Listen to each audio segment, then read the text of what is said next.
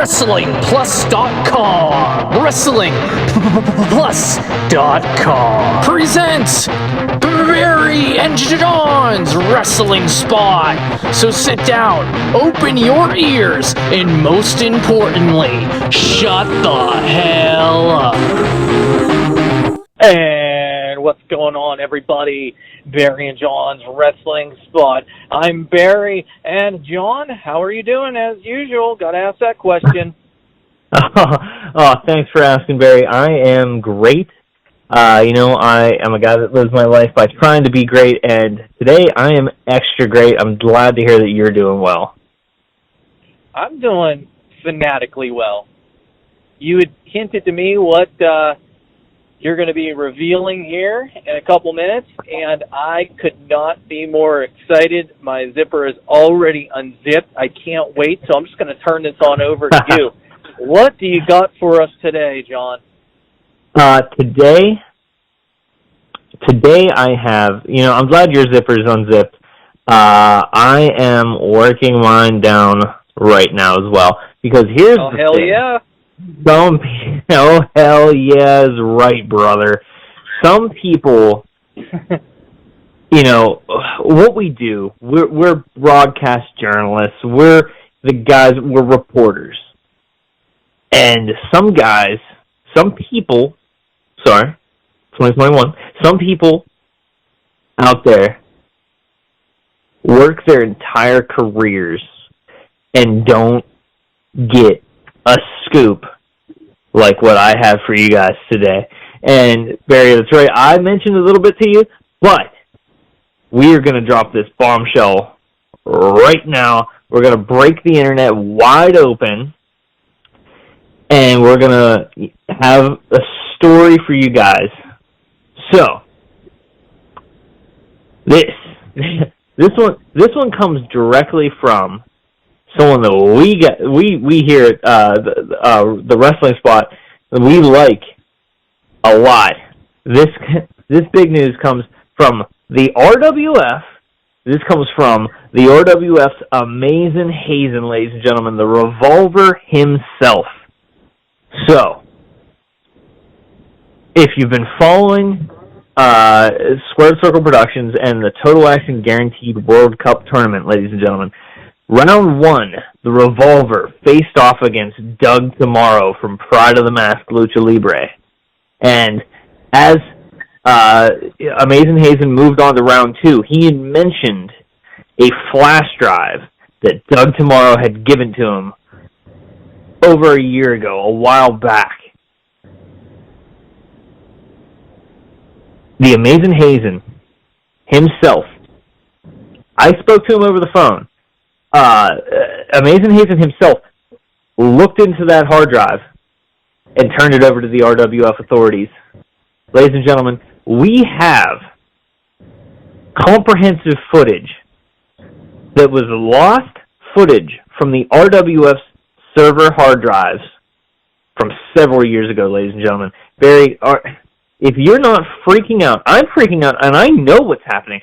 Ladies and gentlemen, the Renegade Zero had hacked into the RWF database servers and copied their hard drives and started deleting everything from the history books of the RWF.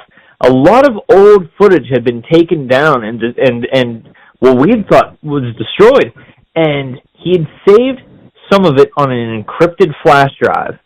Now, I've also spoken to the Amazing Hazen about this, and he is shocked as well, excited, because a lot of this footage is old stuff of his rise to prominence in the RWF, things that Zero would like people to forget about, things that he tried to delete. I've also spoken to Lincoln Shellhammer, who is working diligently in getting this stuff, getting the copyrights of this footage back up and running, working with Squared Circle Productions to hopefully, and here's the big kicker, guys, RWF and Lincoln Shellhammer are working to get this footage that we can find downloaded, encrypted, and broadcast live to you guys on Squared Circle Productions. This is some of the biggest news that we could have been bringing to you. You know, in a season that has so much activity.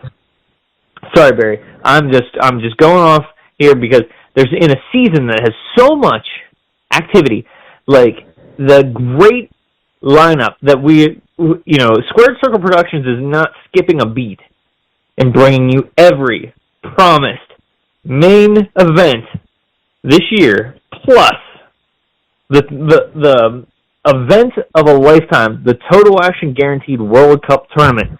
They are also bringing to you lost footage from prior to RWF's debut on their online debut here, and prior to Squared Circle Productions takeover of RWF when RWF went bankrupt during the 0 Hour massacre. This is some great stuff. Barry, do you want to hear some of the stuff that I've heard that is on here? I cannot wait. Go ahead, roll with it. We don't have I'm just a guy with a glass to the door listening, trying to find out what is on this hard drive, find out what we can put up here, and see what, from what I've heard, the 2017 Memorial Day Massacre bloodletting, the entire event, has been found. This footage that was lost, Mitchell Fatal was trying to find that footage all over. Yes. And track it down. Mitchell Fatal spent a lot of RWF board money, a lot of his own personal money. I've heard a lot of his own debt, and some of his like, I don't want to say money laundering, but shifting bank accounts around money was spent going into trying to find this footage.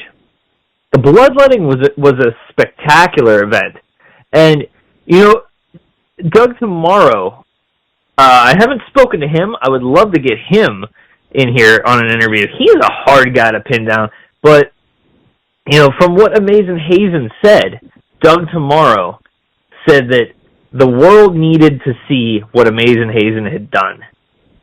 And, Amazing Hazen said he didn't know what that was. Amazing Hazen was the RWF European champion. And he successfully retained that title in a match against Chad the Shad, if you remember. A returning Chad the Shad, who was, at damn near his peak at that time, taking the company, and that was RWF's first broadcast season, and that was taking the company and putting it out there and showing the show of shows what RWF is all about. And the Amazing Hazen headlined that event. He was really leading the company at the time, and that massacre was stolen from us by Zero. A Zero who debuted at that event. That's right. And that's the thing. We go back. Let's look at history. Murphy Pennyworth had helped Zero gain access into RWF. This is partially on Murphy Pennyworth. Absolutely. He helped him get into the Baron Legendary 7 inaugural match, shifting the 24/7 Hardcore Intercontinental title over from the White God into his pocket. I mean, it's a terrible thing that happened with Murphy. Yeah, it's a terrible thing that happened with Murphy. Thanks, Judas. But here we are, and that's what Zero had stolen all that footage. There's also prior footage prior to this, the older, dated footage that I'm hearing is getting decrypted as we speak. Hopefully we can find a lot of old RWF, classic footage, old archived stuff of, how things went. I don't know how far this goes back. We're going to, from what I'm hearing, we're going to try and cover as much of this as we can. And everything that we can find, that Squared Circle, everything that RWF can find, Squared Circle is willing to broadcast here for the fans, so they can see what happened back then. And this is a great thing. As RWF, as Pride of the Mask, as Squared Circle Productions is growing so well and really taking over the world with an event like the Total Action Guaranteed World Cup Tournament. It's great to see where it is now, but it's so cool to see where it came from. And this is just, like I said, this is the scoop of the century. And, this is really a cool chain of events. Zero had, taken this footage, had it on lockdown. Doug Tomorrow found it. Doug Tomorrow gave it back to Amazing Hazen. Amazing Hazen has been sitting on it without even really realizing it, and he turns it over to the RWF, and the RWF turns it over to Squared Circle Productions, and Squared Circle Productions can now turn it over to the fans, the people that rightfully deserve this action. This is what it's all about.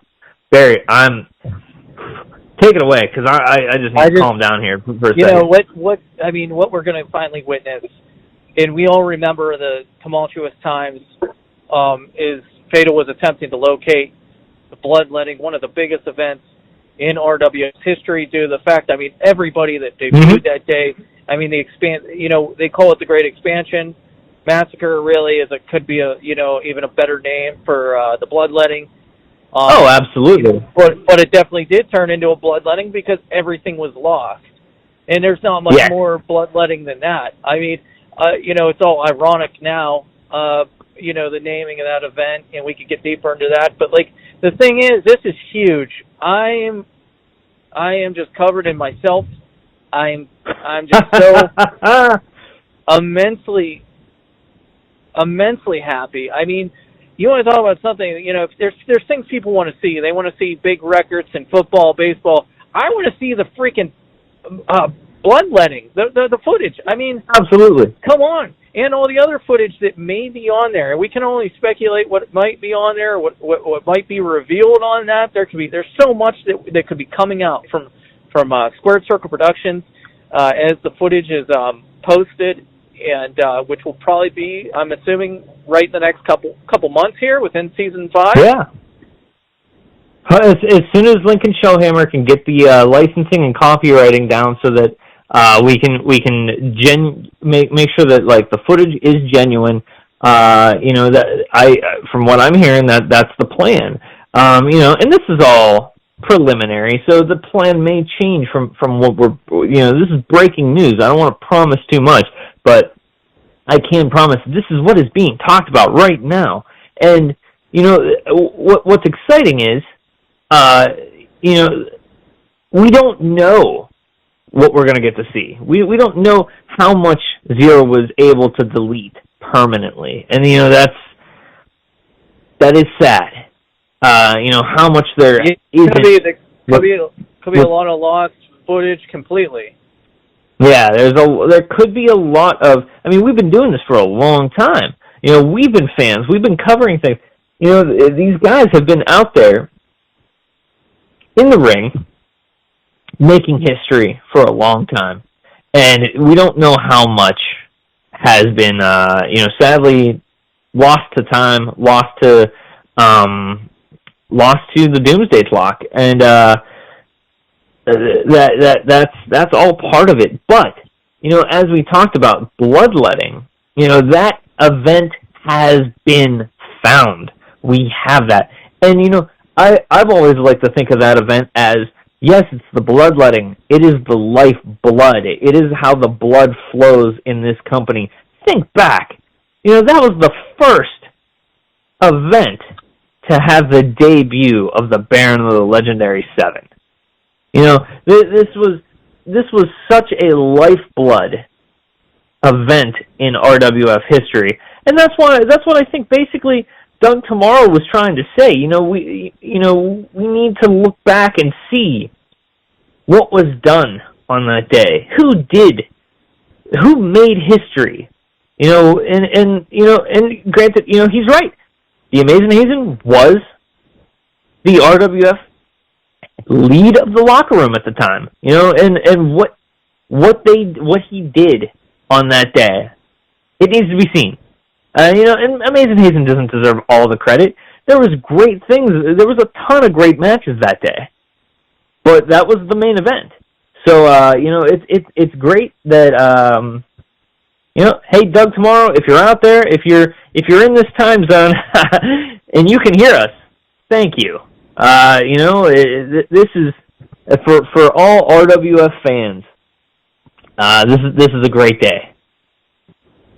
It certainly is. I mean, I don't put a whole lot of credence myself into his time-traveling abilities, but this might sell me on it because only a man from time could probably get this back. Yes. It's going to be an incredible journey over the next, as this footage is revealed, and they're putting this up as a special season. Well, from what I'm hearing, they're going to be putting this together in chronological order. So basically, from what I'm hearing, any prior footage, any prior documentation that the RWF has on the hard drive that predates their first broadcast season here, season 1, will be broadcast as a minus season, a season 0, as you could say.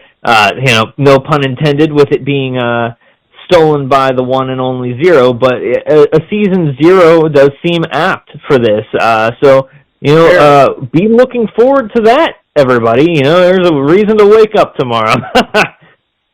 There certainly is, and with everything else going on in the wrestling Squared Circle Productions, it's incredible that we're getting this as well. I mean, I can't even believe it. Everything with the Total Action Guarantee Tournament, the upcoming events, Dentro del Sol, 2020 Vision, presented by Urban Jump. I mean, it's just the season 5 just cannot get any bigger. Absolutely. I couldn't agree with you more. This is, and we still have so much more to look forward to in the rest of the season. Things that we don't know about yet, because we know so much that's going on now.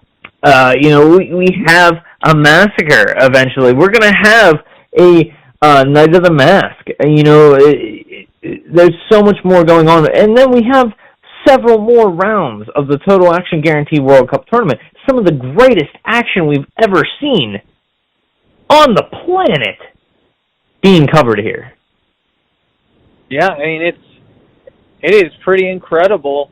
Let me ask you, are you ready to take some Twitter questions about this footage, or? Sure, yeah.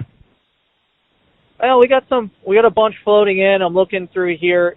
This one I'm regarding. I'm sure everyone's taken to Twitter and the YouTube comments and blowing up the Instagrams, with just the emoji of a face with the top of the head blown off, just like losing their minds, because that's how I feel right now. That's right. It's as ludicrous as men getting pregnant emojis. Wow. This question's coming to us from Little Sign Boy from Twitter. He wants to know, and he's asking about. We all know the results of the bloodletting, of course. It's all in the record books. Yeah. This one's regarding the match between Mitchell Fatal, RW's Incarnate, versus the Thespian for all seasons in his debut match, McMack, that is, at the bloodletting. They had a yardstick match. And if you all remember, it was a no contest Mitchell Fatal was arrested that night in the middle of the match. Yeah. He's asking who would have won that match if Fatal would not have been arrested, in which we're finally going to see that arrest. Well, you know what?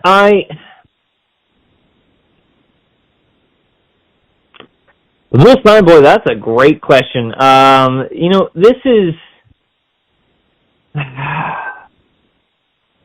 So, we look back on the annals of history, and this is a great thing, because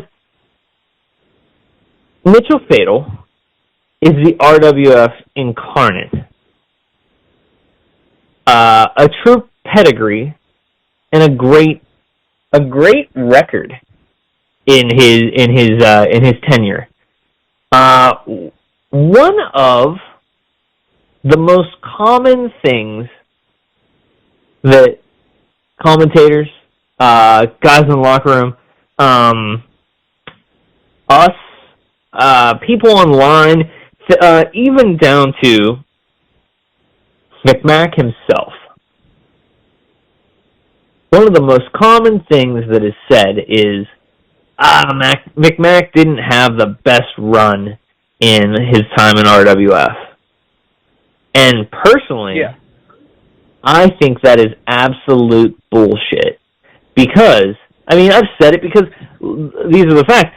He didn't, but it wasn't necessarily that he did bad. Because remember, McMack did really well in the Army of Two division. Also, as a singles competitor, take a look at this match. No contest. Mitchell Fatal was arrested and didn't even get to finish the match. So, had he been there? Because we look at where McMack went after this. Pride of the Mask, where he has been exceptional, and, he is the Latin American champion. He's been potentially the most dominant Latin American champion that they've had down there. Certainly. Had that match have continued, had Mitchell Fatal's own endeavors not gotten involved, and, McMack and him would have been able to continue the match, I quite possibly think that McMack could have taken it. He could have stole the show. He could have finished the match. And that's not selling out on Mitchell Fatal, but I don't like to think that McMack had as terrible of a run here in RWF as what people like to say. I don't think that was on him. I think that was just a luck of the draw. Sometimes, I don't think his loss record was as great as what people think. It was more, just not having a chance. It was not having in RWF. It was him not having a chance as a single, and obviously he chose, and they were very successful, he was very successful with Urban in the political stage, and he did have a great record when he left RWF, but his singles record in RWF was just not there. And that was actually, and it worked out great for him in RWF. Political stage, I believe, was undefeated. From what the record books show, but the McMack was a guy that was just kind of lost in the locker room. And I don't mean that in a stumbling around in the showers kind of way. He was just, what's this guy doing? Where's he going? Is there a spot for him? And that's why, I think he did so well in Pride of the Mask. Pride of the Mask was in a transition period in its own. Not a lot of guys at the time. They had guys that had come to RWF, some guys that had gone to Super Rise V. They were in a real in-between stage, and they were ready for that new blood that was McMack. A guy that he went down and, basically said, hey, I have potential. I have a lot of potential. I'm fancy. And, you need a guy like me. And,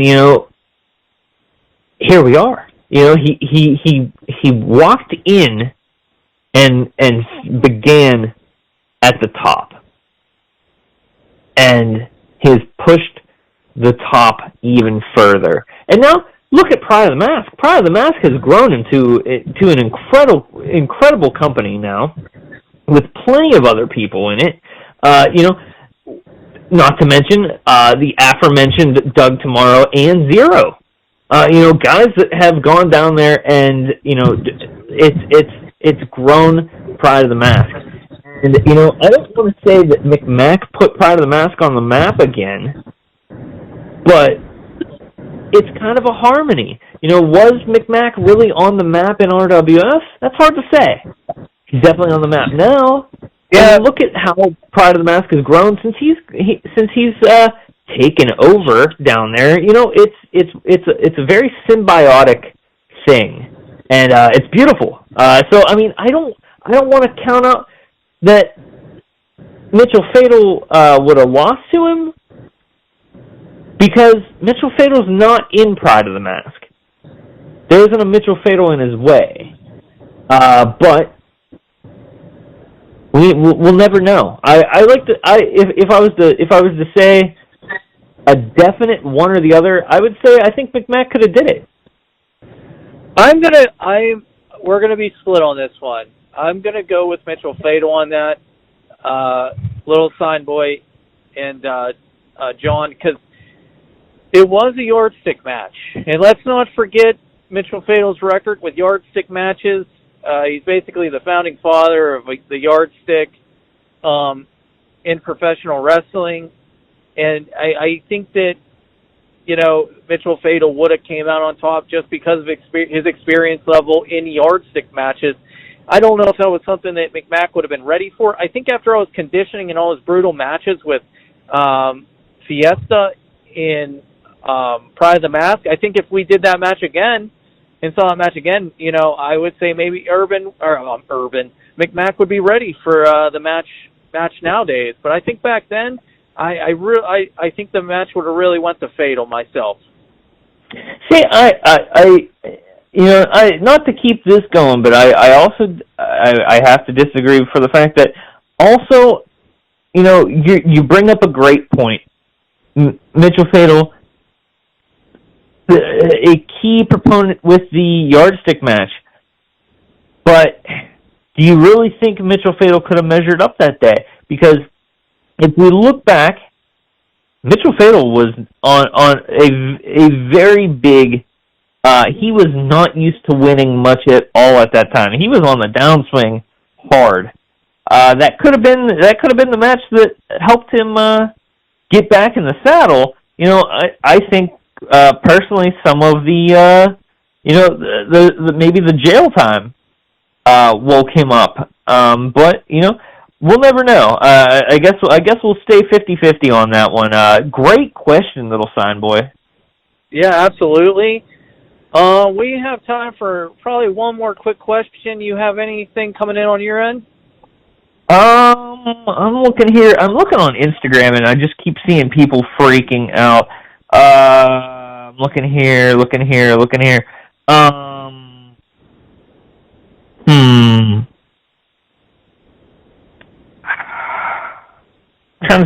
Trying to see. I found one here. Okay. This one comes from RipC4 on Instagram. Rip, good to see you. And Mr. RipC4 wants to know, Barry, if we could go back and see anything else on the hard drive, do we think we would see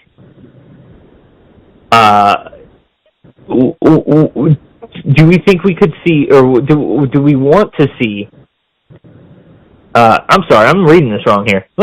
Sorry, guys. It says, do we want to see... Poorly written question, Mr. Poorly written question. Rip C4 must be a little too ripped. I'm thinking it says, can we see anything prior to the bloodletting Yes, that's what we just talked about. Everything. Rip C4, we would be seeing, hopefully we'll be seeing anything prior to the RWF going live. Let's commentate on this. What I think the best way to answer Mr. Rip C4 here is, would we like to have seen any of this stuff prior to the RWF's broadcast YouTube time that we have documented as Season 1? Would we like to have maybe been broadcasting prior to that? And personally, I would, I think that would be great. Poorly written, but that's a great question. Yes, I would like to have everything. I would like to see the original matches. Going back to, I'm going to stumble through this, but going back to seeing Dave as the European champion, it'd be great to see it. But it would always be great to see Dave. I think that would be if we ever saw him. But I would love to see the Witching Hour. We talked about Amazing Hazen, and that was a big day. Wildman's debut. A pivotal mainstay player, the Wildman. His debut. That's excellent. I remember watching that. It was a struggle because it was dark, but it was I would love to have seen that. Yes, I would have loved to see. Back before that, just the 2005 Memorial Day Massacre. I would love to have that. I would love to be able to rewatch that. These are key points. What do you think, Barry? Oh my God! I mean, let's just look at it. I mean, if we could see some of the matches that were just, we're talking about RWF's last call event. I mean, where we saw the triple threat match between Mitchell Fatal, White God, Brothar the Red. I mean, for the 24/7 Intercontinental Hardcore title, that was classic. I wish we could get our hands on that. That was quite an event. I mean, you remember it. Oh my God, what I would do to have a tape of that. I mean, that's Mr. Four. I mean, there's just so much, and the list just goes on and on. The original King of the Hill event, or the first King of the Hill event, way back in the early 2000s, or way back in the mid 2000s. 2004. I mean, these are all just events that I just wish we could see. That was the Amazing Hazen's debut. Am I correct on that? Or am I wrong? Yeah, that was his main roster debut. Before that predates him winning the 24/7 Hardcore Intercontinental Championship that he then held for 10 years. And that's a real shows, seeing young guys before they make their name. The guys that we hold so high on a pedestal nowadays as the young guys, the guys that, breaking in, wet behind the ears, very green in the ring, the guys that are really setting the stage. And that's what, going back to the 2017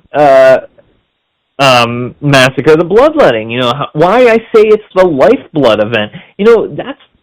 That was the first time we saw McMack. That was the first time we saw Urban Jump. That was the first time, for better or worse, that's the first time we saw Zero.